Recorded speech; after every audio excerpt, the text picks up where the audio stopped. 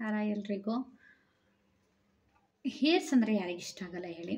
Long thick hairs, shining soft hairs ಯಾರಿಗಿಷ್ಟ ಆಗಲ್ಲ ಹೇಳಿ? ಎಲ್ರಿಗೂ ಹೇರ್ಸ್ ಅಂದರೆ ತುಂಬ ಇಷ್ಟ. ಇವಾಗಂತೂ ಮಾಡರ್ನ್ ಜನ್ರೇಷನಲ್ಲಿ ಸ್ಟೈಲಿಂಗು ಅದೆಲ್ಲ ಓಕೆ ಬಿಡಿ, ಅವ್ರವ್ರ ಒಪಿನಿಯನಿಗೆ ಅದು ಓಕೆ.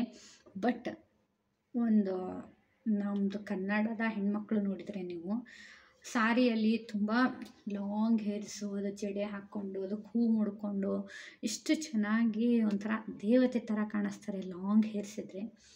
ಎಲ್ಲರೂ ಲಾಂಗ್ ಹೇರ್ಸ್ನ ಯಾವ ಆಯಿಲ್ ಅಪ್ಲೈ ಮಾಡಬೇಕು, ಶಾಂಪೂ ಅಪ್ಲೈ ಮಾಡಬೇಕು, ಯಾವ ಥರ ಗ್ರೋತ್ ಮಾಡಬೇಕು ಅದರಲ್ಲೇ ಇದ್ದಾರೆ.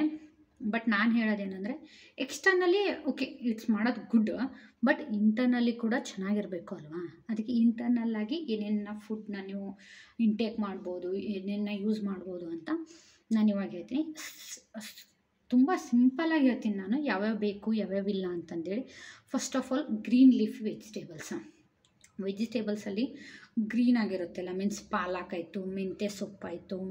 ಮತ್ತು ನೀವು ನೋಡಿ ಯಾವ್ಯಾವ ಸೊಪ್ಪು ಯೂಸ್ ಮಾಡ್ತೀರಾ ಅಂತೇಳಿ. ನಂಗೆ ಅಷ್ಟು ಸೊಪ್ಪು ಲೈಕ್ ಆಗಲ್ಲ ಹೇಳಬೇಕು ಅಂದರೆ.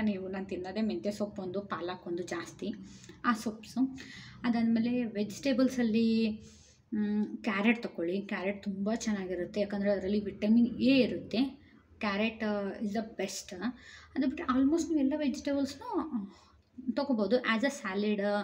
ಕುಕುಂಬರ್ನ ತಿನ್ನಿ, ತುಂಬ ವಾಟರ್ ಇರುತ್ತೆ. ಆಮೇಲೆ ಕ್ಯಾಬೇಜ್, ಅದರಲ್ಲಿ ಕೂಡ ತುಂಬ ವಾಟರ್ ಇರುತ್ತೆ. ಅದಾದಮೇಲೆ ನೆಕ್ಸ್ಟ್ ಸೀಡ್ಸ್ ಯಾವ್ಯಾವ ಅಂದರೆ ಪಂಪ್ಕಿನ್ ಸೀಡ್ಸ್, ಚಿಯಾ ಸೀಡ್ಸು ತುಂಬ ಒಳ್ಳೆಯದು. ಲಾಟ್ಸ್ ಆಫ್ ಪ್ರೋಟೀನ್ ಇರುತ್ತೆ ಅದರಲ್ಲಿ. ಏನಿಲ್ಲ, ನೈಟ್ ಅದನ್ನು ಒಂದು ಸ್ವಲ್ಪ ನೀರಲ್ಲಿ ಸೋಪ್ ಮಾಡಿ ಬೆಳಗ್ಗೆ ಎದ್ದ ತಕ್ಷಣ ಕುಡಿದ್ಬಿಡಿ. ಇಟ್ಸ್ ಅ ಬೆಸ್ಟ್ ಎಕ್ಸಾಂಪಲ್, ಗೊತ್ತಾ? ಚಿಯಾ ಸೀಡ್ಸ್ ಮಾತ್ರ ಒಂದು ಸತಿ ಟ್ರೈ ಮಾಡಿ ನೋಡಿ, ತುಂಬ ಚೆನ್ನಾಗಿ ರಿಸಲ್ಟ್ ಕೊಡುತ್ತೆ. ನಾನು ಯೂಸ್ ಮಾಡ್ತಿದ್ದೀನಿ, ನನಗೂ ಜಾಸ್ತಿ ಗೊತ್ತಿರಲಿಲ್ಲ. ಒಂದು 6 ಮಂತ್ಸ್ ಆಯಿತು ನಾನು ಯೂಸ್ ಮಾಡ್ತಿರೋದು. ತುಂಬ ಚೆನ್ನಾಗಿದೆ.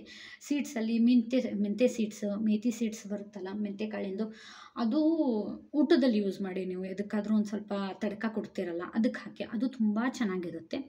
ಆಮೇಲೆ ನಟ್ಸ್ ತೊಗೊಳ್ಳಿ. ನಟ್ಸಲ್ಲಿ ಯಾವುದೋ ವಾಲ್ನಟ್, ಸ್ಪೆಷಲಿ ವಾಲ್ನಟ್, ಗೊತ್ತಾ?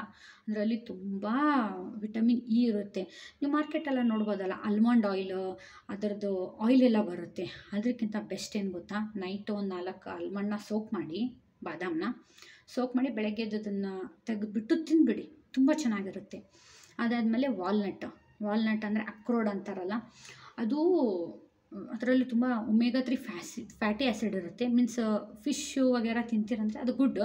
ನಾನು ಫುಲ್ ಪ್ಯೂರ್ ವೆಜಿಟೇರಿಯನ್. ನಾವು ಫಿಶ್ ತಿನ್ನಲ್ಲ, ನಾನ್ ವೆಜ್ ತಿನ್ನಲ್ಲ, ಮತ್ತು ಎಗ್ ಕೂಡ ತಿನ್ನಲ್ಲ ನಾವು. ಹಂಗಾಗಿ ಎಗ್ ತಿಂತೀರಂದರೆ ಎಗ್ಗಲ್ಲಿ ತುಂಬ ಪ್ರೋಟೀನ್ ಇರುತ್ತೆ ಅಂತೆ. ಎಗ್ ನೀವು ಟ್ರೈ ಮಾಡ್ಬೋದು, ಚೆನ್ನಾಗಿರುತ್ತೆ. ನಾವು ಅಂತೂ ತಿನ್ನಲ್ಲ, ಅದಕ್ಕೆ ನನಗೆ ಫಸ್ಟಿಂದನೂ ಇಷ್ಟ ಇಲ್ಲ. ನಾವು ವೆಜಿಟೇರಿಯನ್, ಅದಕ್ಕೆ ತಿನ್ನಲ್ಲ ನಾವು.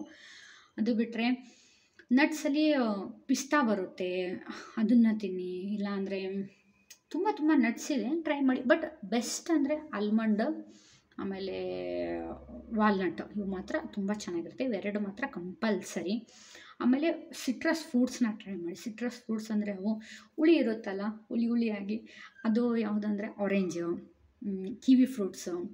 ಅದು ಬಿಟ್ಟರೆ ಲೆಮನ್ ಯಾವ ಥರ ಅಂದರೆ, ಲೆಮನ್ನ ಹಾಟ್ ವಾಟರಲ್ಲಿ ಲೆಮನ್ನ ಹಾಕ್ಕೊಂಡು ಕುಡಿಯೋದು.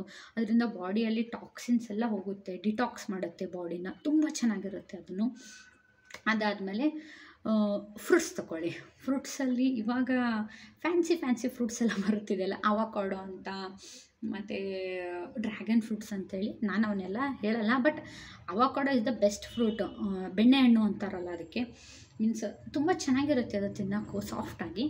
ನೋಡಿ, ಅದನ್ನು ಸಿಕ್ಕಿದರೆ ಓಕೆ. ಇಲ್ಲ ಅಂದರೆ ನ್ಯಾಚುರಲ್ಲಾಗಿ ನಿಮ್ಮ ಏರಿಯಾದಲ್ಲಿ ಯಾವ ಹಣ್ಣು ಬೆಳೀತಾರಲ್ವ ಅದನ್ನು ಕಂಪಲ್ಸರಿ ಟ್ರೈ ಮಾಡಿ. ಸೀಸನಲ್ ಫ್ರೂಟ್ಸ್, ಯಾವ ಸೀಸನಲ್ಲಿ ಯಾವ ಫ್ರೂಟು ಯಾವಾಗ ಏನು ಬರುತ್ತಲ್ಲ ಆ ಫ್ರೂಟ್ಸ್ನ ತಿನ್ನಿ, ತುಂಬ ಹೆಲ್ತಿಗೆ ಬೆನಿಫಿಟ್ಸ್ ಇರುತ್ತೆ.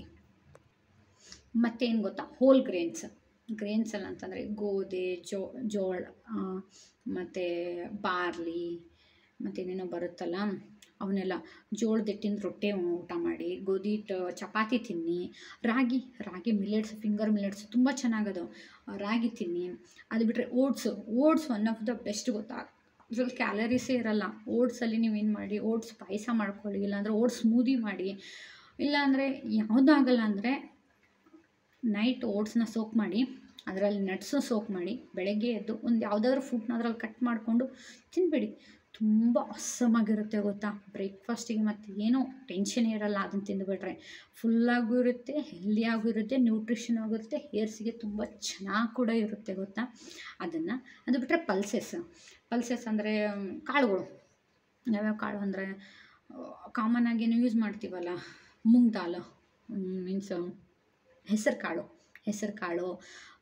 ಅದು ಬಿಟ್ಟರೆ ಚನಾ ದಾಲ್, ಚಿಕ್ ಪೀಸ್, ರಾಜ್ಮಾ, ಇವನ್ನೆಲ್ಲನೂ ಹೆಂಗೆ ಮಾಡಿ ಗೊತ್ತಾ, ಡೈಲಿ ರೊಟೀನಲ್ಲಿ ಇವನ್ನ ದಾಲ್ನ ಇನ್ಕ್ಲೂಡ್ ಮಾಡಿ. ಡೈಲಿ ಒಂದೇ ಥರ ದಾಲ್ ಮಾಡೋಕ್ಕೆ ಹೋಗಬೇಡಿ, ಸಾಂಬಾರು ಮಾಡೋಕ್ಕೆ ಹೋಗಬೇಡಿ. ಡೈಲಿ ಇವನ್ನೆಲ್ಲ ಯೂಸ್ ಮಾಡಿಕೊಂಡು ಸಾಂಬಾರು ಮಾಡಿ. ಮೀನ್ಸ್ ಚೆನ್ನಾಗಿರುತ್ತೆ. ಇವನ್ನೆಲ್ಲ ಸಾಂಬಾರು ತಿಂದರೆ ಟೇಸ್ಟಿಯಾಗೂ ಇರುತ್ತೆ, ವೆರೈಟಿ ಆಗಿರುತ್ತೆ, ಬೋರ್ ಕೂಡ ಆಗೋಲ್ಲ, ಮತ್ತು ಹೆಲ್ದಿಯಾಗೂ ಇರುತ್ತೆ. ನೆಕ್ಸ್ಟ್ ಅಂದರೆ ಎಕ್ಸಸೈಸ್ ಅಂತೂ ಮಾಡಲೇಬೇಕು. ನಿಮಗೆ ಟೈಮ್ ಸಿಕ್ಕಿದ್ರೆ ಕಂಪಲ್ಸರಿ ಮಾಡಿ. ತುಂಬ ವರ್ಕೌಟು ಅಂದರೆ ಎಕ್ಸಸೈಸ್ ಅಂದರೆ ಹೆವಿ ವರ್ಕೌಟ್ ಅಂತ ನಾನು ಹೇಳ್ತಿಲ್ಲ, ಯೋಗ ಮಾಡಿ. Just breathing exercise,